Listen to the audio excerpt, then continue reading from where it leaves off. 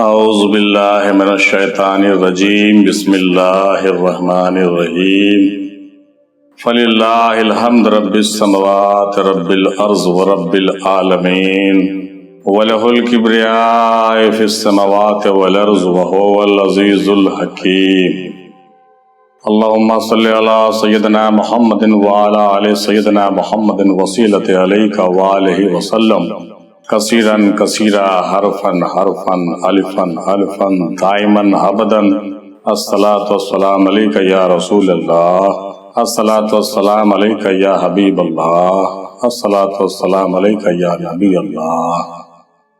محترم حاضرین، ناظرین، قارئین اور سامعین، السلام علیکم ورحمۃ اللہ وبرکاتہ. آئیے آج کے موضوع پر گفتگو کرتے ہیں. سوال یہ تھا کہ چشم باطن کیا ہے اور چشم باطن کیسے حاصل ہوتا ہے. چشم باطن کیا ہے اور یہ کیسے حاصل ہوتا ہے، اسی موضوع پر پچھلے ہفتے گفتگو فرمائی گئی تھی اور مختلف جوابات جو مختلف خانقاہوں کے جانب سے اور پیر اعظام اور صوفیہ اکرام کے جانب سے پیش کیے گئے اس کو پیش کیا جائے گا تجزیہ نامہ کے صورت میں، اور اس میں مختلف جوابات مختلف حوالے سے آپ تک پہنچائے جائیں گے. اور ان تمام باتوں میں سے جو باتیں آپ کو زیادہ بہتر سمجھ میں آئے وہ آپ کو قبول کرنا ہے، اور جو سمجھ میں نہیں آئے اس کو قبول نہیں کرنا ہے. یہ آپ کے اوپر اس کی ذمہ داری رہتی ہے. کوئی بات آپ تلک زبردستی نہیں پہنچائی جائے گی اور نہ منوائی جاتی ہے. یہ تقابلی بیان کا مطلب یہی ہوتا ہے اور تحقیقی بیان کا مطلب بھی یہی ہوتا ہے. کچھ لوگ یہ کہتے ہیں کہ اتنے سارے لوگوں کے جوابات میں حق کون ہے اور سچ کون ہے، تو اس کا جواب سب سے پہلے یہ سمجھ لیجئے کہ تمام باتیں حق ہے، کوئی بھی غیر حق نہیں ہے اس میں، اور تمام لوگوں کے جانب سے اپنے اپنے سوچ کے مطابق، اپنے اپنے فکر اور اپنے اپنے تحقیق کے مطابق بات بیان کی جاتی ہے. لہٰذا اس میں یہ گنجائش نہیں ہے کہ ہم اس کو جھٹلا دیں، بلکہ اس کو سمجھیں. ہر کا اینگل جو ہوتا ہے الگ ہو سکتا ہے، ہر کا زاویہ جدا گانا ہو سکتا ہے، اور ہر لوگوں کی الگ الگ باتیں ہو سکتی ہے، لیکن وہ کہیں نہ کہیں آپ کے سوال کا جواب اور آپ کی تشنگی کو بجھانے کا کام ضرور کرے گا. لہٰذا مختلف حوالے اور زاویے سے سوالات کے جوابات تحقیقی موضوعات کے ساتھ یہاں پیش کیے جاتے ہیں، اور یہ لوگوں کو بہت پسند بھی آتا ہے، چونکہ کوئی مرغی کی ایک ٹانگ یہاں پر آپ کو پکڑ کے کھینچا نہیں جائے گا اور یہ نہیں کہا جائے گا کہ یہی ماننا ہے اور جو میں کہہ رہا ہوں یہی صحیح ہے. ایسا نہیں ہے، بلکہ عالم اسلام اور عالم تصوف کے مختلف اسکالر اپنے اپنے گفتگو آپ کے سامنے رکھ رہے ہیں. آپ اس کو سمجھیے، تجویز کیجئے، اور جو اتارنا ہے وہ آپ اپنے ذہن میں اتار لیجئے، اور جتنا ماننا ہے اتنا مان لیجئے، جتنا چھوڑنا ہے اتنا چھوڑ دیجئے. یہ کوشش ہے اور ایک بہترین کوشش مانا جا رہا ہے. اس کو تمام لوگ اس کو مانتے ہیں. امید ہے آپ بھی اس کو ضرور غور کیجئے گا اور سمجھیے گا. تو آئیے سوال کے جوابات کو ہم لوگ دیکھتے ہیں. وقت نکال کر اس تحقیقی گفتگو کو سماعت کیجئے تاکہ آپ کی روحانی ترقی ہو سکے اور آپ کو جوابات بالکل مکمل سمجھ میں آ سکے. چشم باطن کیا ہے اور چشم باطن کیسے حاصل ہوتا ہے؟ سب سے پہلے جواب پیش کیا گیا جناب صوفی احمد سبحانی صاحب قبلہ مدظ اللہ العلی پاکستان کی جانب سے، جنہوں نے کہا کہ چشم باطن من کی دولت ہے، یہ روحانی دولت ہے. جب چشم باطن حاصل ہوتا ہے تو انسان 18,000 عالم اور 18,000 مخلوق کا مشاہدہ کر لیتا ہے. چشم باطن کو حاصل کرنا بہت مشکل ہے، اس میں بہت وقت لگتا ہے اور بہت محنت کی ضرورت ہوتی ہے. جو محمد کی ذات کی پہچان کر لیتا ہے مرشد کی صحبت میں رہ کر، اور جب بندہ انانیت، نفسانیت، تکبر، غرور، حسد، بغض، کینہ یعنی کہ تمام نفسانیت سے جب پاک ہوتا ہے، اور جب اس کا سینہ منور اور قلب مجلہ ہو جاتا ہے، تب جا کر اس کو چشم باطن کی دولت عطا ہوتی ہے. پھر وہ انسان تمام پوشیدہ چیزوں کا مشاہدہ کر پاتا ہے. اس کو پیر و مرشد کی صحبت میں رہ کر ہی ذات محمدی کی پہچان کر کے عمل کرتے ہوئے ہی حاصل کیا جا سکتا ہے. یہ بیان کر رہے تھے جناب صوفی محمد احمد سبحانی صاحب قبلہ پاکستان سے. اب آئیے جناب صوفی نور اللہ صاحب قبلہ مدظلہ العالی کی گفتگو سنتے ہیں، جو تمل ناڈو سے ہیں۔ یہ بیان کرتے ہیں کہ چشم باطن ضمیر کے زندہ ہونے اور تقوی اختیار کرنے سے حاصل ہوتا ہے۔ دل کا پاک ہونا ضروری ہوتا ہے، اور اللہ تعالیٰ بشارت سنانے والے ہیں اولیاء اللہ کو۔ مزید انہوں نے کہا کہ باطنی آنکھ کا معاملہ ذات سے ہے۔ جب انسان کے اندر ذات نمودار ہوتا ہے اور جب ذکر سری کیا جاتا ہے تب باطنی آنکھ کھلتا ہے۔ باطنی چشم سے تمام چیزوں کا جو ظاہری آنکھ سے نظر نہیں آتی اس کا مشاہدہ کیا جا سکتا ہے۔ سلوک کے راستے میں بندہ جب مقام سری پر پہنچتا ہے تب اسے یہ دولت حاصل ہوتی ہے، یہ قدرتی طور سے ہوتا ہے۔ مزید انہوں نے کہا کہ اللہ والے ایمان والے ہوتے ہیں اور تقوی والے ہوتے ہیں۔ اللہ والوں کی پہچان لباس سے نہیں ہوتی بلکہ تقوی سے ہوتی ہے، اور انہیں ہی چشم باطن حاصل ہو سکتا ہے۔ ابھی آپ جناب صوفی نور اللہ صاحب قبلہ کی گفتگو سماعت فرما رہے تھے۔ اب آئیے جناب صوفی فخر عالم واسی صاحب قبلہ مدظلہ العالی کی باتیں سنتے ہیں۔ یہ کہتے ہیں کہ چشم باطن دل کی آنکھ کو کہا جاتا ہے۔ اللہ والے ہی چشم باطن رکھتے ہیں، وہ دل کی آنکھ سے تمام چیزوں کو دیکھ لیتے ہیں۔ اللہ والے وہ لوگ ہوتے ہیں جو ایمان لاتے ہیں اور تقوی اختیار کرتے ہیں۔ یہ لوگ ہی اللہ کے محبوب ہوتے ہیں، انہیں ہی چشم باطن حاصل ہوتا ہے۔ یہ عام انسانوں کے لیے نہیں ہے، یہ بلکہ مخصوص ہے۔ جناب صوفی فخر عالم واسی صاحب قبلہ کی گفتگو یہیں پہ ختم ہوتی ہے، اور اب جناب مولانا صوفی سید حسن ہاشمی صاحب قبلہ مدظلہ العالی جو ناگپور سے ہیں بیان کرتے ہیں کہ دل بینا بھی کر خدا سے طلب، دل بینا بھی کر خدا سے طلب، آنکھ کا نور دل کا نور نہیں، آنکھ کا نور دل کا نور نہیں۔ دل کا نور اور چیز ہے، آنکھ کا نور اور چیز ہے، ان دونوں میں بہت فرق ہے۔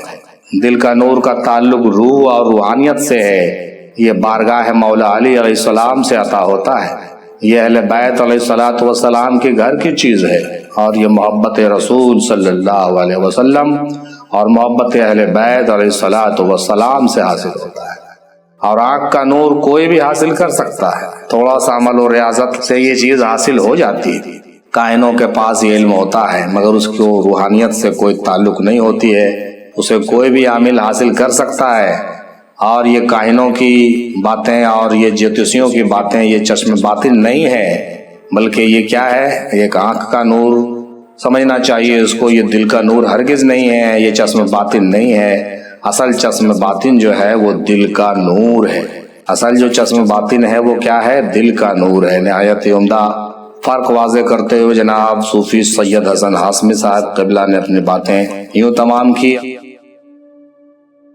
اور اب جناب صوفی جی ایم خلیل صاحب قبلہ جو احمدہ پوری سے ہیں فرماتے ہیں کہ ہر انسان کا وجود ظاہر و باطن کا مکمل آئینہ ہے۔ انسان بظاہر بندہ ہے مگر بباطن مولا ہے۔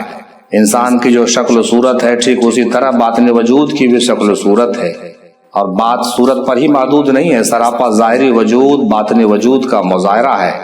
بندہ جب اپنی خودی مٹا کر اپنا اصلی مقام جان لیتا ہے، یعنی بندہ جب مولا میں فنا ہو جاتا ہے، تب اس بندے کی آنکھ مولا کی آنکھ ہو جاتی ہے۔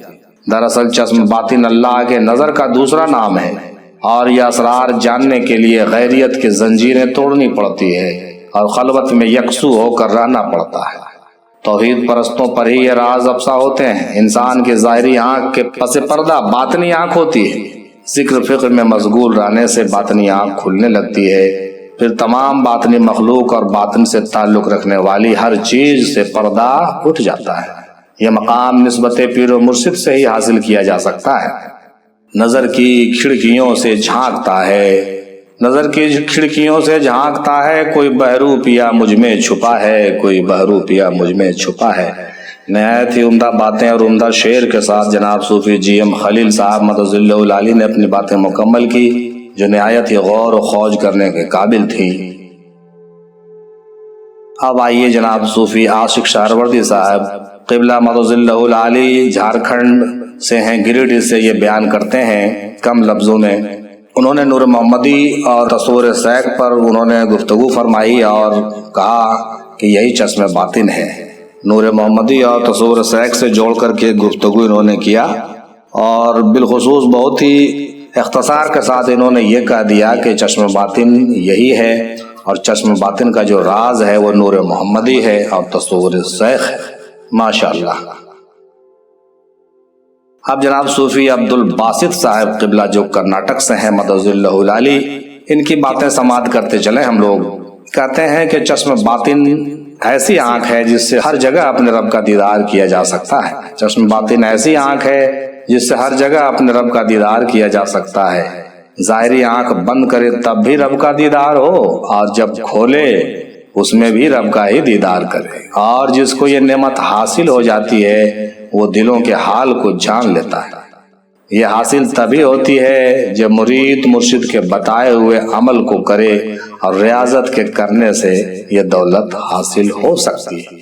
ابھی آپ جناب صوفی عبد الباسط صاحب قبلہ کی باتیں سماعت کر رہے تھے، جو بالخصوص صاف طور سے انہوں نے یہ کہہ دیا کہ چشم باطن ایسی آنکھ ہے جس سے ہر جگہ اپنے رب کا دیدار کیا جا سکتا ہے۔ ظاہری آنکھ بند کرے تب بھی رب کا دیدار ہو، اور جب کھولے تب بھی رب کا دیدار کرے۔ جس کو یہ نعمت حاصل ہو جاتی ہے وہ دلوں کا حال کو جان لیتا ہے، گویا اس کو چشم باطن بھی حاصل ہو جاتی ہے۔ اب جناب صوفی ظفر افتخاری ظہری صاحب قبلہ مدد اللہ العالی جو کولکتہ سے ہیں، بیان کرتے ہیں کہ مولانا رومی رحمۃ اللہ علیہ کا قول ہے کہ انہوں نے فرمایا کہ تیرے پاس وہ آنکھیں ہی نہیں ہیں کہ ان سے تو یار کو دیکھے۔ مولانا روم کہتے ہیں کہ تیرے پاس وہ آنکھیں ہی نہیں ہیں کہ ان سے تو یار کو دیکھے، ورنہ تیرے سر سے پاؤں تک وہی ہے وہی ہے وہی ہے۔ یعنی مولانا روم کے حوالے سے یہ گفتگو فرماتے ہوئے جناب افتخاری صاحب کہہ رہے ہیں ظہوری صاحب کہ تیرے سر سے پاؤں تک وہی ہے وہی ہے وہی ہے، لیکن تیرے پاس وہ آنکھ نہیں ہے، لہذا تجھ کو چاہیے کہ وہ آنکھ پیدا کرے۔ اور شاید ان کا اشارہ یہ ہے کہ یہ وہی آنکھ ہے جس کو چشم باطن کہتے ہیں، جو باطن سے نمودار ہوتی ہے، دل سے نمودار ہوتی ہے، اسی آنکھ سے جو ہے اس حقیقت کے تجلی کو دیکھا جا سکتا ہے۔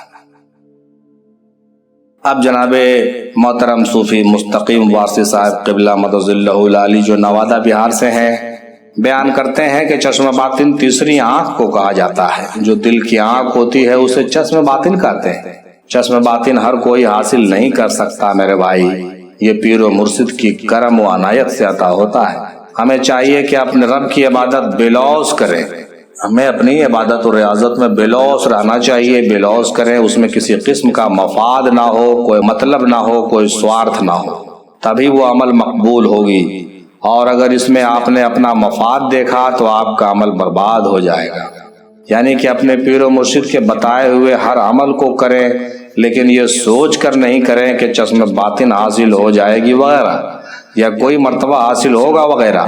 جہاں پر مفاد آ گیا وہاں پر مقصدیت فوت ہو جاتی ہے، اور گویا آپ بھٹک گئے۔ لہذا چشم باطن ہو یا کشف و کرامت ہو، اس کو ٹارگٹ بنا کر عمل نہ کریں، بلکہ اپنے منزل و مقصود کے جانب بڑھتے چلیں، تصوف کی گھاٹیوں کو عبور کرتے چلیں۔ اگر مولا کو منظور ہوگا تو آپ کو عطا کر دیا جائے گا، آپ جس لائق ہوں گے آپ کو وہ عطا کر دیا جائے گا۔ اس میں سے چشم باطن بھی ہے اور کشف و کرامت بھی ہے۔ مزید انہوں نے کہا کہ آپ اپنی کرامت و کشف کو خود سے بیان نہ کریں، کیونکہ اپنی بڑائی خود کرنا شیطان کا کام ہے، یہ کامل پیر کا کام نہیں ہے۔ ایسے لوگوں سے بچنا چاہیے اور سچوں کے ساتھ ہی رہنا چاہیے۔ علامہ اقبال رحمۃ اللہ علیہ کا یہ شعر ان کی گفتگو کی ترجمانی کرتا ہے کہ جس کا عمل ہے بے غرض اس کی جزا کچھ اور ہے، حور و خیام سے گزر بادہ و جام سے گزر، حور و خیام سے گزر بادہ و جام سے گزر۔ یہ تھے جناب صوفی مستقیم وارثی صاحب قبلہ مدد اللہ العالی جو آپ تلک اپنی باتیں پہنچا رہے تھے۔ یقیناً ان کے گفتگو سے میں پوری طرح سے متفق ہوں، اور میرے جانب سے بھی یہی جواب سمجھنا چاہیے، چونکہ میں ان کی باتوں سے پوری طرح سے اتفاق رکھتا ہوں۔ لہٰذا ان کے بیان کے آنے کے بعد میں نے اپنے جانب سے کچھ اور بیان کرنا مناسب نہیں سمجھا، کیونکہ انہوں نے میرے منہ کی بات بیان کر دی۔ ان کا بہت شکریہ۔ اب آئیے جناب صوفی ثقیل صاحب قبلہ مدد اللہ العالی جو اورنگ آباد مہاراشٹر سے ہیں، ان کی گفتگو سماعت کر لیتے ہیں۔ کہتے ہیں کہ جسم کے اندر 360 اعضاء ہیں اور 18,000 عالم ہیں۔ جسم کے اندر 360 اعضاء ہیں اور 18,000 عالم ہیں، اور 5 عناصر ہے، اور اس 5 عناصر کا ایک حصہ حضرت بی بی فاطمہ سلام اللہ علیہا سے تعلق رکھتا ہے اور اس کی نور سے وابستگی ہے، اور یہ نظر سے تعلق رکھنے والا ہے۔ انسان کا نظر جب پاک ہو جاتا ہے تب اس نظر میں حضرت بی بی فاطمہ سلام اللہ علیہا کا نور عطا ہوتا ہے، جس سے ظاہری آنکھ کے ساتھ انسان کو باطنی آنکھ عطا کی جاتی ہے۔ جب باطنی آنکھ کھلتا ہے تو پوری کائنات کا وہ دیدار کر سکتا ہے۔ مزید انہوں نے کہا کہ میرے مرشد کا فرمان ہے کہ جو چاہتا ہے کہ اسے چشم باطن عطا ہو تو اس کو ذکر کرنا ہوگا، یعنی ذکر میں مشغول ہونا ہوگا۔ مرشد کا دیا ہوا ذکر جب وہ کرے گا تو اس کے آنکھ میں سیدہ فاطمہ سلام اللہ علیہا کا نور داخل ہو جائے گا۔ ماشاءاللہ، یار کو ہم نے جا بجا دیکھا، کہیں ظاہر کہیں چھپا دیکھا، کہیں ظاہر کہیں چھپا دیکھا۔ یہ تھے جناب محترم صوفی ثقیل صاحب قبلہ مدد ظلہ العالی اورنگ آباد مہاراشٹر سے، جو آپ تلک اپنی باتیں پہنچا رہے تھے۔ اب آئیے محترمہ ڈاکٹر شبانہ خان وارثیہ صاحبہ گورکھپور سے ہیں، ان کی باتیں سماعت کرتے ہیں ہم لوگ۔ یہ بیان کرتی ہیں کہ لباس بشر ہی لباس خدا ہے، لباس بشر ہی لباس خدا ہے، یعنی کہ ظاہری بشر اندر رہنے والے خدا کا لباس ہے، یعنی ظاہری جو بشر ہے اندر رہنے والے خدا کا لباس ہے، یعنی اس بشر کے اندر ہی خدا ہے۔ تو پتہ چلا کہ یہ جو وجود ہے خدا کا لباس ہے۔ جس طرح سے بشر کی ظاہری آنکھ ہے جس سے دنیا کو دیکھا جا سکتا ہے، اسی طرح سے اس لباس کے اندر، یعنی اس بشر کے اندر جو حق چھپا ہے اس کی بھی آنکھ ہے، اور وہی چشم باطن ہے، یعنی لباس بصر کے اندر جو موجود ہے اس کی آنکھ کو چشم باطن کہا جاتا ہے۔ جب بھی کوئی مرید یہ سوال اپنے مرشد سے کرتا ہے تو مرشد پہلے دیکھتا ہے کہ یہ اس قابل ہے کہ نہیں، پھر مرشد اپنے مرید کو ذکر عطا کرتا ہے اور ایک خاص نشست عطا فرماتا ہے۔ پھر جب بندہ شدت سے اس ذکر کو کرتا ہے اور سلطان الاذکار کے مقام پر جب وہ پہنچ جاتا ہے، افضل الذکر کے منزل پر آتا ہے، تو حق اس کے روبرو آ جاتا ہے، تب اس بندے کے اندر روشنی آ جاتی ہے اور وہ تمام چیزوں کا حد نگاہ مشاہدہ کر پاتا ہے۔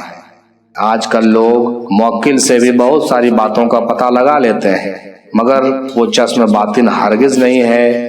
اس کے بارے میں جناب سید صاحب نے بھی پہلے واضح کیا کہ جو موکل سے جو باتیں پتہ کی جاتی ہے، یا ایسٹرولوجی سے، یا پھر کاہن لوگ جو پتہ لگاتے ہیں، یا جو دوسرے علوم ہیں، ان علوم کے ذریعے سے، یا کوئی چلا کش اگر کوئی عمل ریاضت سے کوئی چیز حاصل کر کے پتہ لگاتا ہے، تو یہ ان باتوں کو کبھی بھی چشم باطن نہیں کہا جا سکتا ہے اور نہ کہنا چاہیے، بلکہ وہ ایک فوری طور پر، یوں کہیے کہ مجازی طور پر کام آنے والا ایک نقلی چیز ہے، جو کوئی بھی عام انسان اس کو عمل کے ذریعے سے، محنت کے ذریعے سے سدھی کر لیتا ہے، وہ چشم باطن ہرگز نہیں ہے۔ وہی بات جناب ڈاکٹر شبانہ خان وارثیہ صاحبہ بھی کہہ رہی ہے، اس پر ضرور غور کرنا چاہیے۔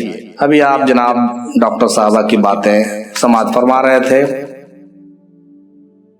اب آئیے جناب صوفی شیخ معراج صاحب قبلہ مدد ظلہ العالی، جو مہاراشٹر سے ہیں، اپنی باتیں یوں پیش کرتے ہیں کہ چشم باطن دل کی آنکھ ہوتی ہے۔ یہ آنکھ اسی کو عطا ہوتی ہے جس کا دل صاف ہوتا ہے، اور اس کو ہر طرف اللہ کا جلوہ نظر آنے لگتا ہے، یہاں تک کہ اس کی نظر میں مخلوق بے خطا ہو جاتی ہے، یعنی اس کے نظر میں مخلوق جو ہوتا ہے وہ بے خطا ہوتا ہے، اور وہ حکمت و مصلحت کو سمجھنے لگتا ہے۔ اس مقام کو ہم کہہ سکتے ہیں کہ وہ چشم باطن رکھتا ہے اور اس کا دل روشن ہے۔ جس کے اندر یہ باتیں پیدا ہو جاتی ہے اس کے بارے میں ہم کہہ سکتے ہیں کہ اس کا دل روشن ہو گیا اور اس کو چشم باطن حاصل ہو گیا۔ کس کے بارے میں ایسا کہہ سکتے ہیں؟ اس کو پھر سے سماعت کریں کہ چشم باطن دل کی آنکھ ہوتی ہے، یہ آنکھ اس کو عطا ہوتی ہے جس کا دل صاف ہوتا ہے، اور اس کو ہر طرف اللہ کا جلوہ نظر آنے لگتا ہے، یہاں تک کہ اس کے نظر میں مخلوق بے خطا ہوتی ہے اور وہ حکمت و مصلحت کو سمجھنے لگتا ہے۔ یہ کہہ رہے ہیں کہ اگر کوئی شخص ایسا ملے تو سمجھنا چاہیے کہ وہ صاحب چشم باطن ہے یقیناً۔ ابھی آپ جناب شیخ معراج صاحب کی باتیں سماعت کر رہے تھے۔ اب آئیے جناب صوفی سید حسن ہاشمی صاحب کی باتیں دوبارہ سماعت کرتے ہیں۔ کچھ نئی بات انہوں نے اور پیش کی تھی بعد میں۔ کہتے ہیں کہ مرید جب اپنے پیر کی مراد بن جاتا ہے تب اس مرید کو چشم باطن حاصل ہوتا ہے۔ مرید جب اپنے پیر کی مراد بن جاتا ہے تب اس مرید کو چشم باطن حاصل ہوتا ہے، یعنی کہ مرید تو اپنے پیر کا عاشق ہوتا ہی ہے، لیکن مزہ تو تب ہے کہ پیر ہی اپنے مرید کا عاشق بن جائے تو پیر اپنے سارے خزانے کو اس مرید پر لٹا دیتا ہے، اس کو عطا کر دیتا ہے۔ یہ نہایت ہی عمدہ بات ابھی بیان کر رہے تھے جناب قاری و حافظ و مولانا سید حسن ہاشمی میاں صاحب قبلہ مدد اللہ العالی ناگپور سے۔ ان کی باتوں پر ضرور غور کرنی چاہیے ماشاءاللہ۔ اب آئیے جناب صوفی عطا خان صاحب قبلہ اپنا جواب سوالی انداز میں یوں دیتے ہیں کہ چشم یعنی آنکھ دیکھتی ہے یا چشم کے ذریعے سے دیکھا جاتا ہے؟ چشم دیکھتی ہے یا چشم کے ذریعے سے دیکھا جاتا ہے؟ اگر چشم دیکھنے کا ذریعہ ہے تو باطن سے دیکھتا کون ہے؟ اگر چشم دیکھنے کا ذریعہ ہے تو باطن سے دیکھتا کون ہے؟ ان کے جواب کو دوبارہ سماعت کیجئے کہ انہوں نے سوال کا جواب سوال سے دیا۔ چنانچہ عطا خان صاحب فرماتے ہیں کہ چشم یعنی آنکھ دیکھتی ہے یا آنکھ کے ذریعے سے دیکھا جاتا ہے؟ اگر آنکھ دیکھنے کا ذریعہ ہے تو باطن سے دیکھتا کون ہے؟ ماشاءاللہ۔ یہ تھے جناب صوفی عطا خان صاحب گجرات سے، جو پائے کے میوزیشین بھی ہیں اور ایک نہایت ہی عمدہ سوچ و فکر کے مالک ہیں ماشاءاللہ۔ اب آئیے جناب صوفی غلام مصطفیٰ شاہ وارثی صاحب قبلہ مدد اللہ العالی کی باتیں بھی سن لیتے ہیں۔ چنانچہ یہ فرماتے ہیں کہ چشم باطن ہو یا علم لدنی ہو یا کچھ اور ہو، یہ تمام چیزیں پیر و مرشد کے نظر کرم سے ہی عطا ہوتی ہے۔ چشم باطن ہو یا علم لدنی ہو یا کچھ بھی ہو، تمام چیزیں پیر و مرشد کے نظر کرم سے عطا ہوتی ہے، اور مرشد کامل جسے چاہتے ہیں اس کو عطا کر دیتے ہیں۔ بہت خوب ماشاءاللہ۔ جناب غلام مصطفیٰ شاہ وارثی صاحب کی باتیں بہت ہی وزندار اور بہت ہی قابل غور ہے۔ اب آئیے جناب صوفی شیخ غوث الدین صاحب قبلہ مدد اللہ العالی کی باتیں یوں سماعت فرماتے ہیں۔ چشم باطن ایک پوشیدہ آنکھ ہے جو باطن الباطن کی کیفیت، برزخ البرزخ کی کیفیت اور غیب الغیب کی کیفیت اور جانکاری رکھتی ہے، اور یہ پوشیدہ آنکھ تبھی کھلتی ہے جب مرید محنت کرتا ہے، ذکر و مراقبہ کرتا ہے، تب وہ ناسوت سے ملکوت، ملکوت سے جبروت ترقی کرتا ہے، اور جب حقانیت کو جان لیتا ہے اس کے ساتھ ساتھ مرشد کا نظر کرم رہے تو ہی ممکن ہے ماشاءاللہ۔ یہ بہت ہی عمدہ باتیں بیان فرما رہے تھے، ان کے جملے نہایت ہی عمدہ ہیں۔ چنانچہ کہتے ہیں کہ چشم باطن ایک پوشیدہ آنکھ ہے جو باطن الباطن کی کیفیت، برزخ البرزخ کی کیفیت اور غیب الغیب کی کیفیت اور جانکاری رکھتی ہے، اور یہ پوشیدہ آنکھ تبھی کھلتی ہے جب مرید محنت کرتا ہے، ذکر و مراقبہ کرتا ہے، تب وہ ناسوت سے ملکوت، ملکوت سے جبروت کی طرف ترقی کرتا ہے، اور جب حقانیت کو وہ جان لیتا ہے، یقیناً اس کے ساتھ ساتھ مرشد کا نظر کرم رہے تو یہ تمام باتیں ممکن ہیں۔ اب جو ہے جناب صوفی عدنان سلیم صاحب قبلہ مدد اللہ العالی جو پاکستان سے ہیں، ہمارے گروپ ڈسکشن میں پہلی بار انہوں نے حاضری دی ہے اور انہوں نے کچھ بیان کیا ہے، ان کی باتوں کو بھی سماعت کیا جائے۔ چنانچہ یہ فرماتے ہیں کہ چشم باطن روحانی بصیرت ہے جو بڑی مشکل سے کسی مرشد کامل کی صحبت میں بیٹھنے سے کھلتی ہے۔ حضور صلی اللہ علیہ وسلم کا فرمان ہے کہ اے لوگو، مومن کی فراست سے ڈرو کیونکہ وہ اللہ کے نور سے دیکھتا ہے۔ یہ حدیث کے حوالے سے گفتگو کر رہے تھے اور انہوں نے مومن کی فراست کے بارے میں بھی بتایا اور حدیث کے حوالے سے چشم باطن کے جانب اشارہ کیا۔ حضرت علامہ اقبال رحمۃ اللہ علیہ نے بھی کیا خوب فرمایا ہے کہ ہزاروں سال نرگس اپنی بے نوری پہ روتی ہے، بڑی مشکل سے ہوتا ہے چمن میں دیداور پیدا، بڑی مشکل سے ہوتا ہے چمن میں دیداور پیدا۔ یہ دیداور کون ہوتا ہے؟ یہ وہی شخص ہوتا ہے جو چشم باطن کا مالک ہوتا ہے، اور ایسے لوگ بڑے مشکل سے پیدا ہوتے ہیں۔ ماشاءاللہ صوفی عدنان سلیم صاحب قبلہ جو پاکستان سے ہیں، بہت ہی عمدہ خیال رکھتے ہیں اور عمدہ باتیں انہوں نے پیش کی ہے سوال کے حوالے سے۔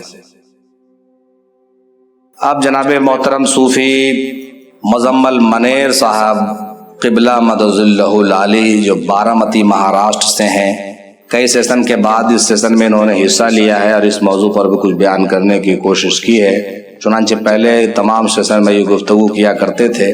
چنانچہ یہ فرماتے ہیں کہ چشم باطن وہ چشم ہے جس سے ہر چیز کا باطن دیکھا جا سکے، غیب کی چیزوں کا بھی مشاہدہ کیا جا سکے، اس چشم سے غیب کی باتوں کا مشاہدہ کیا جا سکتا ہے، یعنی کہ ہر چھپی ہوئی چیز کو جو دیکھ سکے اور جان سکے اسے ہی چشم باطن کہتے ہیں۔ اور یہ اسی کو عطا ہوتا ہے جو باطن کو ظاہر نہیں کرتا، جو ضبط رکھتا ہے، جو جان کر بھی انجان رہتا ہے اور اس چشم کا غلط استعمال نہیں کرتا، اسے ہی عطا کر دیا جاتا ہے۔ چنانچہ انہوں نے چشم باطن کے بارے میں بہت اچھی بات فرمائی کہ یہ اسی کو عطا ہوتا ہے جو باطن کو ظاہر نہیں کرتا، مطلب باطن کے راز کو افشا نہیں کرتا بلکہ چھپانا جانتا ہے۔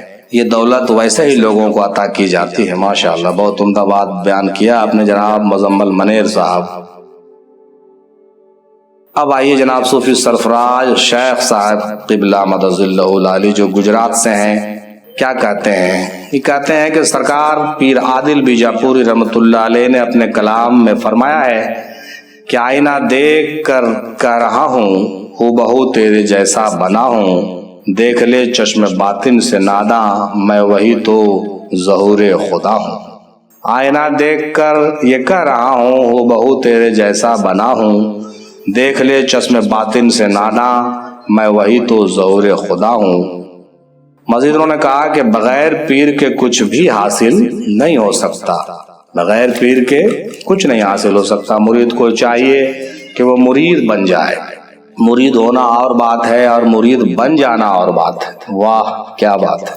مرید ہونا اور بات ہے اور مرید بن جانا اور بات ہے۔ اور جب مرید اپنے مرشد سے محبت کرتا ہے، اپنے مرشد کے ادا کو اپناتا ہے، مرشد کا تصور کرتا ہے، تب اس پر مرشد کا فضل ہوتا ہے۔ مختصراً یہ کہ اگر چشم باطن پانا ہے تو پہلے پیر کو پانا پڑے گا، کیونکہ پیر ہی چشم باطن کی کنجی ہے، کیونکہ پیر ہی چشم باطن کی کنجی ہے، اور چشم باطن کا خزانہ اور دولت جو ہے انہی کے پاس ہے، اور اس خزانے کی کنجی اور چابی جو ہے انہی کے پاس ہے۔ ماشاءاللہ سبحان اللہ۔ یہ تھے جناب صوفی سرفراز شیخ صاحب گجرات سے جو اپنی بات پیش فرما رہے تھے۔ اب جناب صوفی بابا اسحاق گوہر علی شاہ قبلہ مدظلہ العالی جو حیدرآباد سے ہیں، ان کی باتیں اور ان کی تحقیق بھی سماعت کرتے جائیے محترم۔ چنانچہ یہ فرماتے ہیں کہ چشم باطن مخفی آنکھ ہے، اس کے بہت سارے مقامات ہیں، یہ مرشد کامل اپنے کامل مرید کو عطا کرتے ہیں۔ اس کو حاصل کرنے کے لیے مرید کو مرشد سے بے لوث محبت ہونا چاہیے، اور مرشد میں فنا ہونا ہوتا ہے، اور مرشد کے دیے ہوئے ذکر کو کرنا ہوتا ہے۔ مزید انہوں نے کہا کہ تصوف کے 7 گرہ ہیں، تصوف کے 7 عقدے ہیں، 7 گرہ ہیں۔ ذکر و محنت سے جب یہ گرہ کھلتے ہیں تو بہت ساری مخلوق نظر آنے لگتے ہیں۔ یہاں پر مرید کا گمراہ ہونے کا خطرہ ہوتا ہے، حالانکہ یہ دھوکہ ہوتا ہے۔ مرید کو اس میں نہیں پھنسنا چاہیے، بلکہ 7 گرہ کو دھیرے دھیرے کھولنے کی کوشش کرنی چاہیے، اور 7ویں منزل تک پہنچنے کی کوشش کرنی چاہیے، اور گنج مخفی تلک رسائی حاصل کرنی چاہیے۔ یہ بالخصوص کہہ رہے ہیں کہ جو سلوک کے راہیں ہیں اس میں آگے بڑھنی چاہیے۔ بیچ بیچ میں اگر کوئی چیزیں نمودار ہوتی ہے یا چیزیں دکھتی ہے، ملکوتی جبروتی مقامات پر جو چیزیں نظر آتی ہے، اس میں سالک کو ہرگز نہیں پھنسنا چاہیے، اور گمراہی کا بہت ڈر ہوتا ہے۔ لہذا پیر کامل کے خاص نگرانی میں راستے کو سفر کرنا چاہیے۔ مزید انہوں نے کہا کہ چشم باطن کا گہرا تعلق قلب سلیم سے ہے۔ زیادہ تر لوگ پہلی اور دوسری منزل تک پہنچ کر ہی گمراہ ہو جاتے ہیں اور اپنے آپ کو کامل سمجھنے لگتے ہیں، حالانکہ ان کو دھوکا ہوا ہوتا ہے۔ یہ بہت طویل سفر ہے جس کو مرشد کی نگرانی میں طے کرنا ہوتا ہے۔ آخری منزل میں پہنچ کر ہی حقانیت عیاں ہوتی ہے اور راز فاس ہوتا ہے۔ ماشاء اللہ، سبحان اللہ، عمدہ تحقیق اور عمدہ جو تجربے کی بات تھی، نہایت ہی دور کی بات، اور یوں کہیے کہ ایک رہنمائی کی بات فرما گئے جناب بابا صوفی اسحاق گوہر علی شاہ صاحب قبلہ مدظ اللہ العالی۔ اب جناب صوفی و مولانا مختار چشتی صاحب قبلہ مدظ اللہ العالی جو لکھنؤ سے ہیں، ان کی باتیں سماعت کرتے ہیں۔ چنانچہ یہ بھی بہت دنوں کے بعد ڈسکشن گروپ میں شامل ہو کر اپنی باتیں پیش فرمائے ہیں۔ آئیے سنتے ہیں یہ کیا کہتے ہیں۔ چنانچہ یہ فرماتے ہیں کہ اگر ذکر و اذکار سے چشم باطن کھولنا ممکن ہوتا تو کوئی بھی انسان ذکر و اذکار کر کے چشم باطن کھول لیتا۔ اللہ اکبر۔ اگر ذکر و اذکار سے چشم باطن کھولنا ممکن ہوتا، پاسبل ہوتا، تو کوئی بھی انسان ذکر و اذکار کر کے اپنا چشم باطن کھول لیتا صاحب۔ لیکن یہ معاملہ صرف ذکر و اذکار سے حل نہیں ہوتا، بلکہ مرشد کامل کے خاص توجہ سے ہوتا ہے۔ یعنی کہ مرشد کامل ہی مرید کا چشم باطن کھولتا ہے، باطنی پردوں کو چاک کرتا ہے اور مشاہدہ کرواتا ہے۔ مزید انہوں نے ایک حدیث بھی پیش کی، یہ حدیث پچھلے بھائی نے بھی پیش کیا تھا۔ چنانچہ رسول مقبول صلی اللہ علیہ وسلم نے ارشاد فرمایا کہ مومن کے فراست سے ڈرو کیونکہ وہ اللہ کے نور سے دیکھتا ہے۔ جناب مولانا مختار چشتی صاحب قبلہ جو لکھنؤ سے ہیں، انہوں نے بالخصوص اس حدیث کو بیان کر کے نور و فراست کی باتیں بھی کی، اور یہ بھی کہہ دیا کہ صرف ذکر و اذکار کافی نہیں ہے، بلکہ مرشد کا توجہ کی سخت ضرورت ہوتی ہے چشم باطن کے لیے۔ ماشاء اللہ۔ اب جناب صوفی عمر صاحب قبلہ مدظ اللہ العالی کی باتیں سنتے ہیں جو کولکتہ سے ہیں۔ یہ بھی اس گروپ میں اپنی باتیں بہت دنوں کے بعد پیش کیے ہیں۔ آئیے ان کی باتوں کو سنتے ہیں۔ یہ کم جملے میں بولتے ہیں مگر بہت عمدہ باتیں بول جاتے ہیں۔ چنانچہ جناب عمر صاحب کہتے ہیں، چشم یعنی آنکھ، باطن یعنی روح۔ جیسے ہمارے جسم کی آنکھ ہے ویسے ہی روح کی بھی آنکھ ہے۔ جیسے ہمارے جسم کی آنکھ ہوتی ہے، جسم میں آنکھ ہوتا ہے، ویسے ہی ہمارے روح میں بھی آنکھ ہوتا ہے صاحب۔ اسے لطیفہ آنا کہتے ہیں۔ لطیفہ آنا پر 3 پردے ہوتے ہیں جو مرشد کامل کے توجہ سے ہٹائے جاتے ہیں۔ جب یہ ہٹ جاتے ہیں تو چشم باطن کھل جاتا ہے۔ مزید انہوں نے حضرت نصیر الدین چراغ دہلوی رحمۃ اللہ علیہ کا واقعہ پیش کیا اور کہا کہ آپ نے اپنے مریدوں سے دریافت کیا کہ روشنی کب آتی ہے؟ سب نے اپنے اپنے جواب دیے۔ پھر حضرت نصیر الدین چراغ دہلوی رحمۃ اللہ علیہ نے فرمایا کہ جب تم ضرورت مند کے چہرے پر اس کے ضرورت کو پڑھ سکو تو جان لو کہ روشنی آ چکی ہے۔ جب تم ضرورت مند لوگوں کے چہرے پر اس کی ضرورت کو پڑھ سکو تو جان لو کہ روشنی آ چکی ہے۔ یعنی چشم باطن کا مطلب یہ ہوا کہ ہم جو ہے لوگوں کے چہروں کو بھی پڑھنا سیکھ جائیں۔ جو لوگ چہرے کو پڑھ سکتے ہوں، بنا بولے ہوئے ان کی دل کی بات اور من کی بات کو سمجھ سکتے ہیں، وہی لوگ اس لائق ہوتے ہیں جن کی روح کی آنکھ جو ہے روشن ہوتی ہے، وہ اپنے باطنی آنکھوں سے جو ہے چیزوں کو دیکھتے ہیں اور باطنی باتوں کو سمجھتے ہیں۔ ماشاءاللہ۔ یہ تھے جناب عمر صاحب قبلہ مدظ اللہ العالی کولکتہ سے۔ اب آئیے جناب صوفی وسیم وارسی صاحب کی باتیں سنتے ہیں۔ یہ بھی گروپ ڈسکشن میں نئے ہیں لیکن انہوں نے اپنے اس موضوع پر اپنی باتیں پیش فرمائی ہیں۔ آئیے سنتے ہیں۔ جناب وسیم وارسی صاحب کہتے ہیں کہ چشم باطن کا معنی ہے غیب کو دیکھنے والی آنکھ۔ چشم باطن کا مطلب ہے غیب کو دیکھنے والی آنکھ۔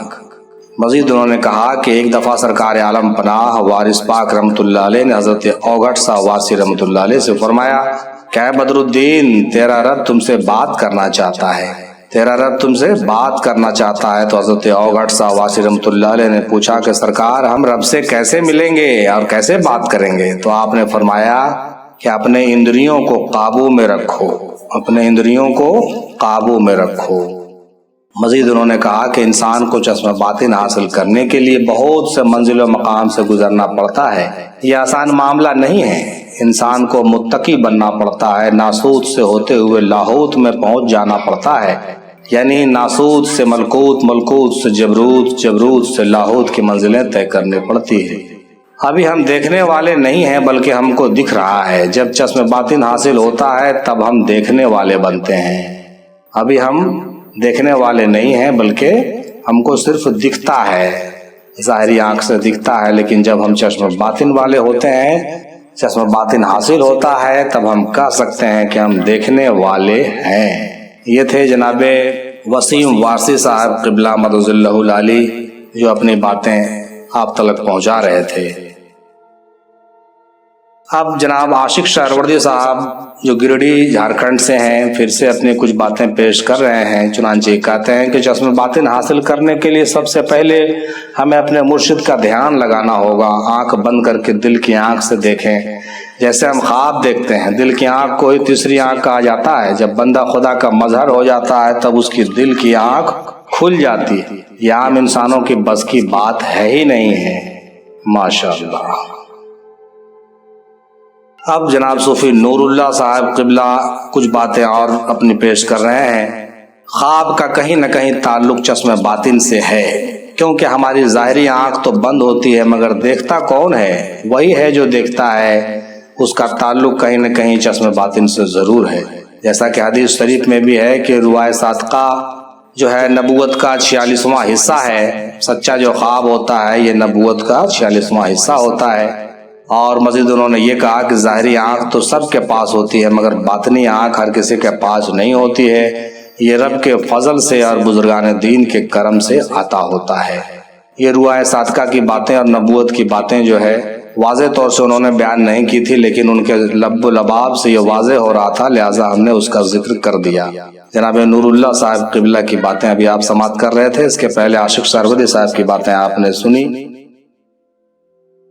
اب آئیے بابا ندیم قادری وارثی صاحب قبلہ مدظ اللہ العالی جو اعظم گڑھ سے ہیں، یہ بھی ہمارے گروپ کے نئے اسکالر ہیں، نئے بزرگ ہیں جو اپنی باتیں آج اس سوال کے تعلق سے پیش کر رہے ہیں، ضرور سماعت کیجیے۔ ان کے لب و لباب کو بھی مد نظر رکھتے ہوئے یہ بیان کیا جاتا ہے کہ وہ فرماتے ہیں، وہ کہنا چاہتے ہیں کہ الٹی ہی چال چلتے ہیں دیوان گان عشق، آنکھوں کو بند کرتے ہیں دیدار کے لیے۔ کہا انہوں نے کہ بچہ جب چھوٹا ہوتا ہے تو ماں اس کو تمام حرکتوں کو، ضروریات کو سمجھ جاتی ہے۔ چھوٹے بچے کی جو خواہش ہوتی ہے، جو اس کے ارادے ہوتے ہیں، اس کو دودھ پینے کی خواہش ہوتی ہے یا کسی چیز کی اس کو ضرورت ہوتی ہے، تو اس کی باتیں جو ہے وہ زبان سے نہیں بولتا، لیکن اس کی ماں جو ہے اس کے حرکت سے جو ہے وہ سمجھ جاتی ہے، اس کو کیا ضرورت ہے یہ جان جاتی ہے۔ اور بچہ اپنے تکلیف کو بنا کہے اپنے ماں کو سمجھا دیتا ہے۔ اس کو ہم تیسری آنکھ کی مثال سے سمجھ سکتے ہیں، اور اسے ٹیلی پیتھی بھی کہہ سکتے ہیں۔ یہ سب جواہر انسان میں پہلے سے موجود ہوتے ہیں۔ جب بندہ ذکر و اذکار کرتا ہے اور مرشد کی صحبت اختیار کرتا ہے تو اس کے وہ جو جوہر ہیں وہ نکھر کر سامنے آ جاتے ہیں واضح طور سے، اور وہ غیب کی چیزوں کا مشاہدہ کر پاتا ہے، کیونکہ سارے جواہر انسان کے اندر اللہ تبارک تعالیٰ نے پہلے سے موجود ہے آدم میں، لہٰذا اس کو جو ہے اجاگر کرنے اور اس کو ظاہر کرنے کی ضرورت ہوتی ہے۔ چنانچہ یہ کہنا چاہتے ہیں کہ بچپنے میں کچھ باتیں تو اس کی ایسی ہوتی ہے جو ماں اور بچے کے بیچ درمیان بنا گفتگو کی چیزیں ہوتی ہے، وہ اس کا اشارہ کرتی ہے کہ اس کے اندر کچھ کیفیت ایسے ہیں، لہٰذا اس کو تیسری آنکھ سے سمجھنا چاہیے۔ اور جب ذکر اذکار کر کے جب پیر و مرشد کے بتائے ہوئے طریقے پر وہ جب کام کرتا ہے تو اس کے اندر کے جواہر کھل کے ظاہر ہوتے ہیں، اور وہ اندر کا جو ماجرا ہوتا ہے وہ واضح طور سے ظاہر ہو جاتا ہے، اور اس طریقے سے وہ غیب کا چیزوں کا مشاہدہ بھی کرنے لگتا ہے۔ مرشد کامل سے یہ دولت حاصل کی جا سکتی ہے، اور ساتھ میں مرید کا محنت بھی اس میں بہت ضروری ہوتا ہے۔ چنانچہ یہ بابا ندیم قادری وارثی صاحب قبلہ اپنی باتیں یوں پیش کر رہے تھے، آپ نے سماعت فرمایا۔ اب آئیے آخر میں جناب صوفی شرف الدین ندیمی ابو العلائی صاحب قبلہ مدظ اللہ العالی جو رانچی جھارکھنڈ سے ہیں، ان کی باتیں سماعت کرتے ہیں۔ انہوں نے کیا کہا تھا؟ حالانکہ سلسلے میں انہوں نے پہلے ہی اپنی باتیں بیان کر دی تھی، لیکن ان کی باتیں آخر میں پیش کی جاتی ہے۔ یہ فرماتے ہیں کہ ہم تم ایک کمرے میں بند ہوں اور چابی کھو جائے۔ انہوں نے ایک اصطلاح فرماتے ہوئے جو ہے ایک اصطلاحی انداز اور ایک والہانہ انداز میں یہ بات کہتے ہوئے فرمایا، مزید انہوں نے فرمایا کہ حضور غوث پاک رحمۃ اللہ علیہ کا واقعہ پیش کیا اور کہا کہ غوث پاک بچپن سے ہی چشم باطن رکھتے تھے۔ غوث پاک بچپن سے ہی چشم باطن رکھتے تھے، اور کہا کہ اللہ تعالیٰ نے تمام جوہر کو اشرف المخلوق میں پوشیدہ رکھا ہے، اور انسان کی یہ کوتاہی ہے کہ وہ نہیں سمجھتا چشم باطن آدم کا دل سے تعلق رکھتا ہے۔ چشم باطن جو ہے آدم کے دل سے تعلق رکھتا ہے، اور پھر انہوں نے فرمایا کہ تجھے جو پسند آئے وہی روپ میں بنا لوں، میری زندگی کے مالک تیرا حکم کیسے ٹالوں۔ مرید جب فنا فی شیخ ہو جاتا ہے، یعنی قطرہ سمندر سے مل جاتا ہے، بندہ مولا سے مل جاتا ہے، پھر مرشد کی ساری دولت مرید کو مل جاتی ہے، اس میں منتقل ہو جاتی ہے۔ یہ تب ہوتا ہے جب مرید اپنے پیر کے بتائے ہوئے عمل کو کرتا ہے۔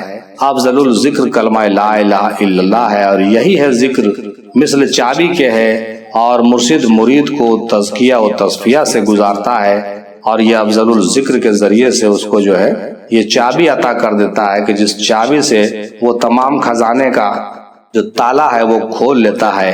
اسی لیے جناب صوفی صاحب نے شروع میں کہا تھا کہ ہم تم ایک کمرے میں بند ہوں اور چابی کھو جائے، یعنی معاملہ چابی کا ہے۔ سب کچھ کرنے کے بعد اگر چابی آپ کے پاس نہیں ہو تو آپ کچھ نہیں کر سکتے، لیکن اپنے مرشد سے جب یہ چابی لے لیتے ہیں، ذکر افضل الذکر لے لیتے ہیں، اور مرشد کے بتائے ہوئے طریقے پر جب آپ چلتے ہیں تو کیا ہوتا ہے کہ اس خزانے کے دولت جس میں تالے جڑے ہوئے ہیں اس کی چابی آپ کو مل جاتی ہے، اور اس کو کھول لیتے ہیں، وہ تمام راز نہانی کو آپ سمجھ لیتے ہیں، اور پھر قدم بہ قدم آگے بڑھتے ہوئے تمام منازل کو طے کرتے ہوئے اپنے منزل و مقصود کو پاتے ہیں۔ اور اسی درمیان میں آپ کو مختلف راہوں سے گزرتے ہوئے کبھی کشف و کرامت ہوتا ہوا نظر آتا ہے، تو کبھی جو ہے آپ کے ساتھ کچھ کیفیت ہوتی ہوئی نظر آتی ہے، اور کبھی کبھی یہ ہوتا ہے کہ آپ دور کی چیزوں کو دیکھ لیتے ہیں، کبھی کبھی روشن ضمیری آپ کو عطا کی جاتی ہے۔ کل ملا کر کے آپ کو راستے سے گزارا جاتا ہے، اور ایک وقت آتا ہے کہ جب آپ منزل و مقصود پر پہنچتے ہیں تو آپ کو مکمل فراست حاصل ہوتی ہے،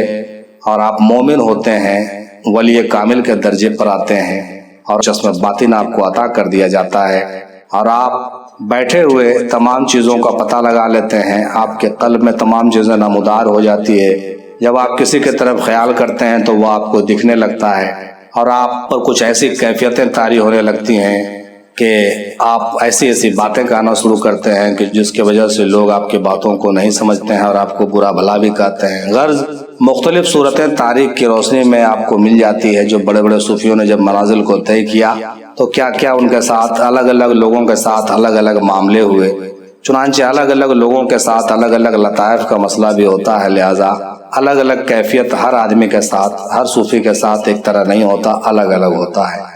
ہمارے پیر و مرشد دادا حضور شاہ افضل میم ہندی رحمۃ اللہ علیہ ان باتوں سے بہت کنارہ رہا کرتے تھے۔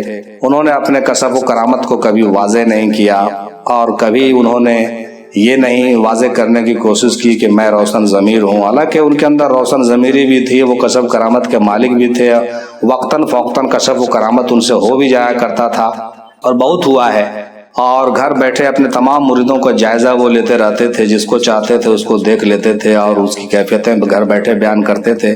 کئی بار ایسا واقعہ ہوا کہ میں نے جو ہے ان کے زبان مبارک سے کئی باتیں ایسی سنی جو یقیناً بعد میں پتہ چلا کہ یہ بالکل صحیح فرما رہے تھے، عین اسی وقت میں ایسا ہوا تھا۔ چنانچہ اللہ والے لوگ اس طرح سے چشم باطن رکھتے ہیں، اور بڑی بڑی چیزوں کو، یہاں تک کہ دور دور کی چیزوں کو بھی دیکھ لیتے ہیں، ماضی بھی، حال بھی اور مستقبل بھی۔ چنانچہ اقبال کا وہ شعر یاد ہوگا آپ کو کہ آنکھ جو کچھ دیکھتی ہے لب پہ آ سکتا نہیں، محو حیرت ہوں کہ دنیا کیا سے کیا ہو جائے گی۔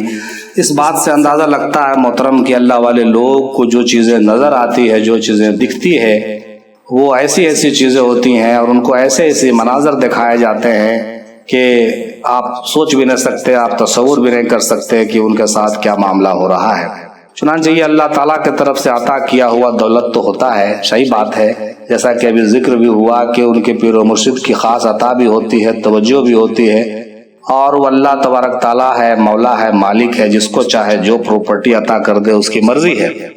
چنانچہ جناب مستقیم واصل صاحب کی باتیں بالکل پھر سے مجھے یاد آ رہی ہے کہ وہ فرما رہے تھے کہ جو کچھ اس کو عطا کرنا ہے وہ عطا کرتا رہے، آپ کا جو کام ہے وہ آپ کرتے رہیے۔ چنانچہ وہ شعر میں دہرانا چاہوں گا پھر سے کہ جس کا عمل ہے بے غرض اس کی جزا کچھ اور ہے، بادہ وہ جام سے گزر حور و خیام سے گزر۔ مطلب یہ ہوا کہ آپ کا جو کام ہے وہ آپ کرتے رہیے، اس کا جو کام ہوگا وہ کرتا رہے گا، آپ جس لائق ہوں گے وہ چیز آپ کو عطا کی جائے گی، اور جو ڈیوٹی آپ سے لیا جانا ہوگا وہ ڈیوٹی آپ سے لیا جائے گا۔ صاحب آپ بالکل نسوارتھ ہو جائیے، بے مفاد ہو جائیے، بے غرض ہو جائیے اور بے لوث ہو کر اس کے طرف رجوع ہو جائیے اور بے خود و بے نفس ہو کر فنا فی اللہ بقا باللہ کے منزلوں کو طے کرتے رہیے اور آگے بڑھتے رہیے۔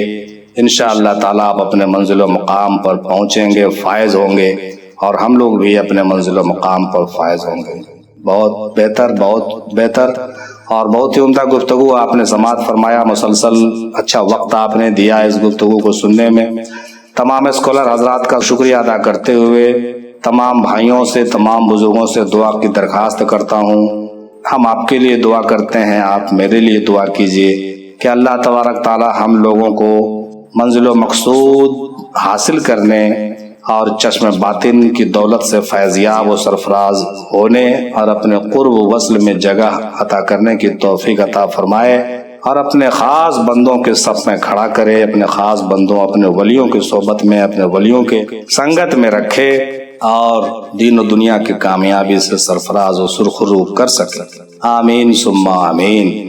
وآخر دعوانا الحمدللہ رب العالمین برحمتک یا ارحم الراحمین بحق لا الہ الا اللہ محمد الرسول اللہ صلی اللہ علیہ وسلم۔